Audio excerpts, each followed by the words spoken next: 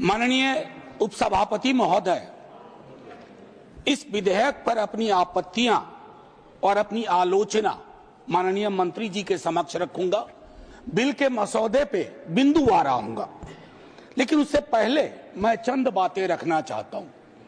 वो ये है माननीय वाइस चेयरमैन साहब, क्योंकि किसी भी आर्टिकल को जब हम पढ़ते हैं संविधान की इस किताब में कि 14 क्या कहता है, 25 क्या कहता है, 26 क्या कहता है, उसकी इबारत पढ़ने से पूर्व कॉन्स्टिट्यूएंट असेंबली की डिबेट को देखना चाहिए कि उस आर्टिकल के बनने में किस तरह के विचार आए थे। संभवतः माननीय मंत्री जी अगर आर्टिकल 26 ए बी सी की पूरी प्रस्तावना को, उस डिबेट को पढ़ते तो शायद उनका काम एक नॉन स्टैट्यूटरी बॉडी से भी चल जाता, बशर्ते इसके कि इस तरह की चीजें लाएं। आज के आपके समक्ष जब बोल रहा हूं, मेरे पार्टी के राष्ट्रीय अध्यक्ष एम्स में इलाजरत है, लेकिन वो गौर से देख रहे होंगे। कल उनके एक वीडियो को कट करके खूब चलाया गया। सर, पूरा संवाद तो देखिए, और अगर उन्हीं को चलाना है तो उनकी तो न्याय, सामाजिक सौहार्द के बारे में इसी पार्लियामेंट में बहुत सारी स्पीचेज हैं, उसको सुना जाए। बहरहाल सर, मैं क्यों कह रहा था आर्टिकल के बनने की बात, होता यूं है सर, यूनिफॉर्म सिविल कोड पे बहुत चर्चा हुई, आर्टिकल 44, लेकिन कहा कि देश का माहौल तकसीम के बाद, पार्टीशन के बाद, बंटवारे के बाद ट्रस्ट डेफिसिट था समुदायों के बीच में, तो उसको सेल्व किया गया, डायरेक्टिव प्रिंसिपल्स में रख दिया गया। जैसे संपत्ति के बंटवारे की बात, आय के असमान वितरण की बात भी डायरेक्टिव प्रिंसिपल्स में आई, 38(2) एंड 39 क्लॉज सी। मैं जानता हूं आज दोनों ही पक्ष आए हैं तैयारियों के साथ, हम गर्दनों के साथ हैं, वो आरियों के साथ। मैं आपके माध्यम से माननीय वाइस चेयरमैन साहब, कोई बात तलखी में नहीं बोलूंगा। किसी को आरी लेकर सदन में प्रवेश करने की अनुमति नहीं है। बिल्कुल सर, आप जिंदाबाद रहें। सर एक चीज, देश का माहौल, और ये मैं गंभीरता, गर्दन लेकर आ सकते हैं जी, आरी लेकर नहीं आ सकते। सर, देश का माहौल कैसा है इस पे एक नजर डाला जाए। गाहे बगाहे इकोनॉमिक बाइकॉट की बात होती है, गाहे बगाहे किसी पुरानी मस्जिद के नीचे कुछ चीजें ढूंढी जाती हैं, गाहे बगाहे प्लेसेस ऑफ वर्शिप एक्ट पे सवाल उठता है। सर, इस तरह के माहौल में आपके बिल का कंटेंट और आपके बिल का इंटेंट दोनों सवालिया निशान खड़े करता है। ये महत्वपूर्ण है। चिंता इस बात की नहीं है, अभी चुन के आए हैं, हम भी चुन के आए हैं, लेकिन चुन के आने के बाद बहुमत, विजडम की गारंटी नहीं होता है। आप लोग अक्सर ये सोचते हैं कि बहुत बड़ी बहुमत है तो सारा विजडम आप ही के पास है। सर, माननीय सभापति महोदय, खान पान, वस्त्र, आभूषण, भाषा, इबादत, इतनी तकरार, उसमें क्या होता है ना, एक समुदाय को लग रहा है। सर, मैं आपके माध्यम से एक चीज कहना चाहता था। मेरी भतीजी ने मुझसे, मुंबई अभी गया था, पूछा काका मार्जिन क्या होता है, तो मैंने उसको बताया कि बचपने से हम लोगों को कॉपी में मार्जिन छोड़ने के लिए बताया जाता है, हाशिया। सर, हमें आदत बन गई है हाशिए पे लोगों को छोड़ने की, हम लगातार समुदायों को हाशिए पे छोड़ रहे हैं। माननीय उपसभापति महोदय, मैं ये कहूंगा, प्रेमचंद ने एक कहानी लिखी थी ईदगाह, हमारे सारे साथियों ने पढ़ी होगी। ईदगाह में हामिद ने अपनी दादी अमीना के लिए चिमटा खरीदा। क्या हम में से कोई बता सकता है कि दुकानदार हरिंदर था या सोहाबुद्दीन था? कोई नहीं बता सकता। लेकिन आज क्या चल रहा है, हामिद खरीदेगा तो वही खरीदेगा, हरिंदर खरीदेगा तो वो हरखू के पास जाएगा। सर, ये चीजें, मतलब मैं तो ये कहूंगा कि कुछ चीजें एक दूसरे से ऐसे वाबस्ता होती हैं कि उन्हें अलग अलग देखने को जी नहीं चाहता, उन्हें अलग अलग। Please request you don't disturb him. मैं सिर्फ ये कहना चाहता हूं, कुछ चीजें एक दूसरे से ऐसे वाबस्ता होती हैं कि उन्हें अलग अलग देखने को जी नहीं चाहता। सर, इस देश के हिंदुओं को मुसलमानों की आदत है, मुसलमानों को हिंदुओं की आदत है, और ईसाइयों को, सिखों को हिंदुओं और मुसलमानों की आदत है। ये आदतें मत बदलवाइए, ये आदतें मत बदलवाइए। सर, एक लखनऊ के मशहूर शायर थे, आजादी के बाद पाकिस्तान चले गए, फिर नेहरू से दोस्ती थी, वापस आए तो लोगों ने पूछा क्यों आ गए? बोला यार बहुत मुसलमान थे यहाँ, लखनऊ का हूं, मिला जुला देखने की आदत थी। ये मैं बता रहा हूं, मैं बता रहा हूं सर कि ये चीजें महत्वपूर्ण है। आज सुबह से कई बार लाइटर वैन में कहा गया सौगात और तोहफा। माननीय उपसभापति महोदय, लोकतंत्र में सौगात और तोहफा नहीं हुआ करता। हम राजतंत्र में नहीं हैं। लोकतंत्र में एक एक पाई स्टेट एक्सचेकर की है, और एक एक पाई पे एक एक नागरिक का हक है, और उस नागरिक का भी है जो हाशिए पे है, और उस नागरिक का भी है जिसने जानवरों को बंद करके एक प्राइवेट जू खोल लिया है। ये हमें समझना होगा। माननीय उपसभापति महोदय, कल मैं माननीय गृह मंत्री जी को सुन रहा था। माननीय गृह मंत्री जी बहुत अच्छी तरह से जो वक्फ है उसका ओरिजिन बता रहे थे। मैं तैयारी का सोर्स हम लोगों का शायद कुछ तो समान है हमारे में। तो वक्फ जो है अरबिक का शब्द है, वक्फा से निकला, मान लिया, और इसका मतलब है कि रिलीजियस, जो पवित्र कोई काम हो, दान हो, धार्मिक काम हो, उसमें इसका इस्तेमाल हो।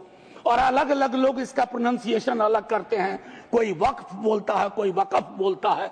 ये अलग अलग धाराएं हैं इस देश की। काबा की मस्जिद जो 622 में बनी प्रॉफिट मोहम्मद के time, peace be upon him, वो पहली इस्लामिक वक्फ थी। उसके बाद एक चीज हम सबको याद रखना चाहिए, हम किसी भी धर्म के मानने वाले हों, राष्ट्र की अवधारणा से पूर्व नदियां नहीं बटी थी, संस्थाएं ऐसे नहीं बटे थे, बनते गए, उसमें सुधार भी हुआ। आप पहली बार सुधार नहीं कर रहे हैं, इसमें सुधार आगे भी होगा। मैंने कहा ना कि दिक्कत होती है कि जब आपका इंटेंट और आपका कंटेंट दोनों मैच करता है तो डर लगता है, क्योंकि उस समुदाय के बारे में मैं एक बात जरूर कहूंगा। इस बिल को, चूंकि बिल के कुछ बिंदुओं पे आऊं उससे पहले, बाबा साहब भीमराव अंबेडकर को इन्वोक किया गया, और मैं चाहूंगा बाबा साहब भीमराव अंबेडकर, उन्होंने एक लाइन कही थी, उसको बार बार पढ़िए। Democracy is incompatible in inconsistent with isolation and excluding minority communities. You have to look at honourable minister from the angle of isolation and exclusion. और ये दोनों चीजें बहुतायत में हैं और अलग अलग जगहों पे हैं। सर, जमीन के साथ किसी व्यक्ति और किसी कौम का क्या रिश्ता होता है, इसको भी समझने की जरूरत है। सच कहूं तो कई बार एहसास ये भी होता है कि with this bill, is it a legal cover for bulldozer? That scares me as a citizen of this country. कमाल की बात है, मुसलमान शहरों में रहे, घेट्टो, गांव में गया घुसपैठिया, और उनकी संस्थाएं, उनके बारे में जिक्र हो, कहा कि उसमें तो ओपेक नहीं है, सस्पेक्ट है। कॉन्स्पिरेसी के टोन में बात होती है, कॉन्स्पिरेसी के टोन में। सर, ये उचित नहीं है। आज ही आप ही के सदस्य कहते हैं, राधा मोहन जी, कि 20 करोड़ मुसलमान। सर, अगर एक घर में एक सदस्य मुसलमान है, क्या आप उसको एलिनेट होने दीजिएगा या उसको जोड़ के रखिएगा? उसकी शिकायतों को और उनसे जो शिकायतें हैं वो कैसे दूर होंगी? बैठ करके दूर होंगी। किसी को डॉग विसिल पॉलिटिक्स का उपकरण बना करके अगर आप अलग करना चाहोगे तो वो उचित नहीं है। माननीय उपसभापति महोदय, आपने कहा, मेरे कई सदस्यों ने कहा, नॉन मुस्लिम्स को, मैं तो बड़ा तारीफ करूंगा, खड़ा हो जाऊंगा पक्ष में, अगर इतना सेक्युलर मिजाज इस देश का कर दीजिए कि हर धर्म के संस्थाओं में दूसरे धर्म के लोग हो। इस्लामिक कम्युनिटी में डालिए तो हिंदू में डालिए, सिखों में डालिए, क्रिश्चियंस में डालिए, तब न बात होगी। या सिर्फ तय कर लिया कि सारे प्रयोग या सारा संयोग मुसलमानों को लेकर के होगा?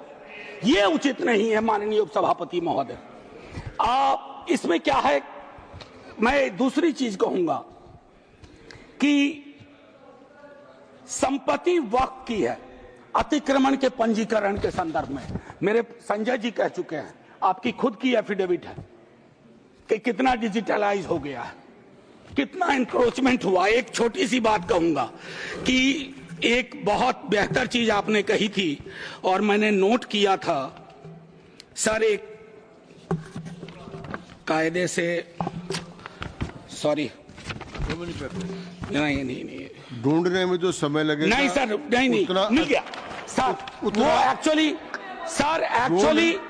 एक मिनट सुनो सही सर, सुनो, ढूंढने में जो समय लगेगा उतना अतिरिक्त समय आपको मिलेगा। Thank you sir. इन्होंने कहा, अब देखिए कि 30 बरस में, प्लीज जयराम जी, 30 बरस में सिर्फ 8, सर मैं इस बोनहोमी को तो धन्यवाद कहता हूं, लेकिन इससे मुझ जैसे सदस्य को थोड़ी दिक्कत होती है अपनी बात रखने में। बाकी अपने प्यार के लिए बहुत जगह है इजहार के लिए। मैं सिर्फ ये कह रहा हूं 30 बरस में सिर्फ 8 केसेस आए। क्या कर रहे हैं हम सर? अब वक्फ बाय यूजर, ये बहुत इंटरेस्टिंग चीज है। किसी भी समुदाय की एक स्मृति होती है। माननीय सभापति महोदय, आप मुझे देखिए, मैं भी आप ही को देखूंगा। किसी भी समुदाय की एक स्मृति होती है। कोई मस्जिद कब से यूज में है, कागजात ढूंढोगे। मैं अभी अपने बिहार का अनुभव बताता हूं। हम बहुत छोटी जोत के किसान परिवार से आते थे, दादा के टाइम से। सर अभी वहां सर्वे हो रहा है, कागज हमें अपने घर में नहीं मिल रहा है सर, ये, और सर्वे ही बंद कर दिया बिहार की सरकार ने। तो मैं ये कह रहा हूं कि पूरे समुदाय को कटघरे में खड़ा करने के लिए आप यूं ही एक आम अदना मुसलमान शहरी, अदरवाइज वो परेशान है। पुरानी संपत्ति है, लैक ऑफ टेक्निकल एक्सपर्टीज नहीं है, कहां से लाए, सब विवाद में आ जाएंगे। लिटिगेशन का एक पहाड़ खड़ा हो जाएगा हमारे समक्ष। और हां, आप डीएम को बहुत काम पकड़ाते हो। बेचारा डीएम लोकल लेवल पे हम कहते हैं ट्रैक्टर बन के रह गया है।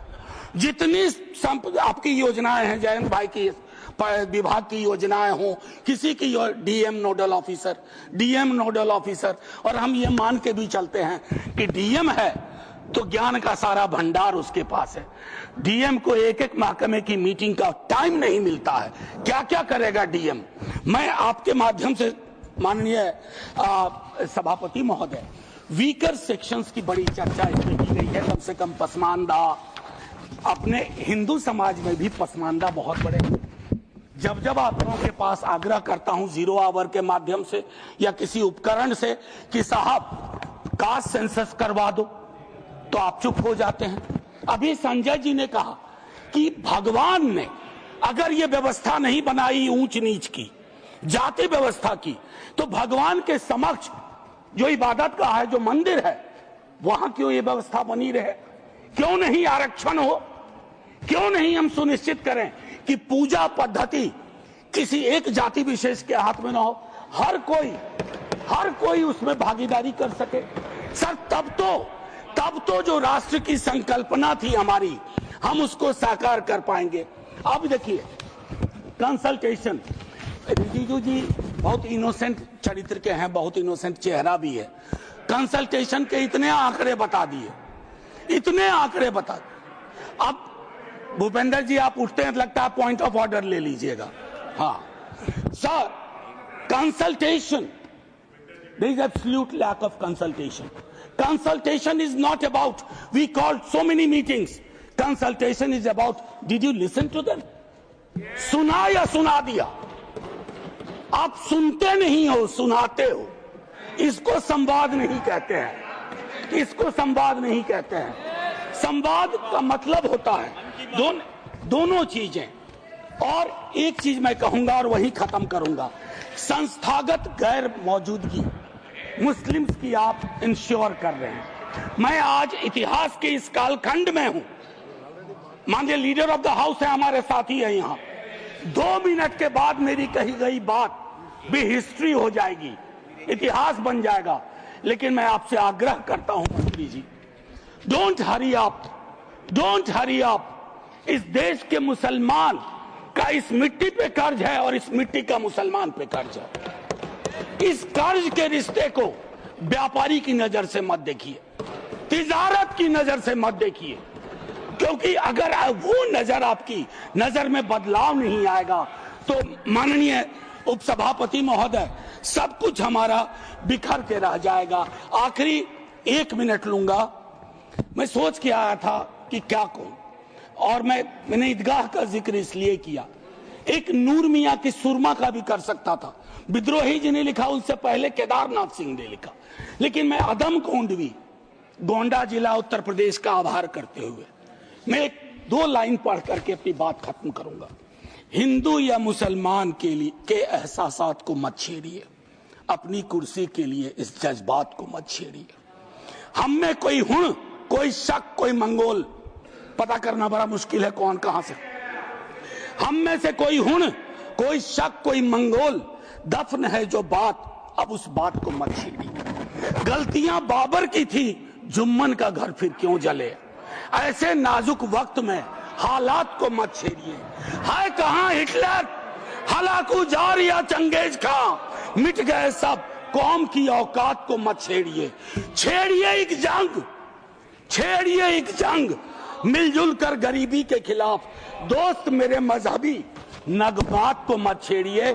हाथ जोड़ के कहता हूं सर, इसको फिर से कंसल्टेशन के लिए भेजिए और एग्जीक्यूटिव के डिसीजन को कमतर करिए, एग्जीक्यूटिव के डिसीजन को, इन्फ्लुएंस को कमतर करिए। और पूरी दुनिया नॉमिनेटेड से इलेक्टेड पे जा रही है, आप इलेक्टेड से नॉमिनेटेड पे जा रहे हो। नॉमिनेटेड लोग बड़े खतरनाक होते हैं, ध्यान रखना सर। जय हिंद सर।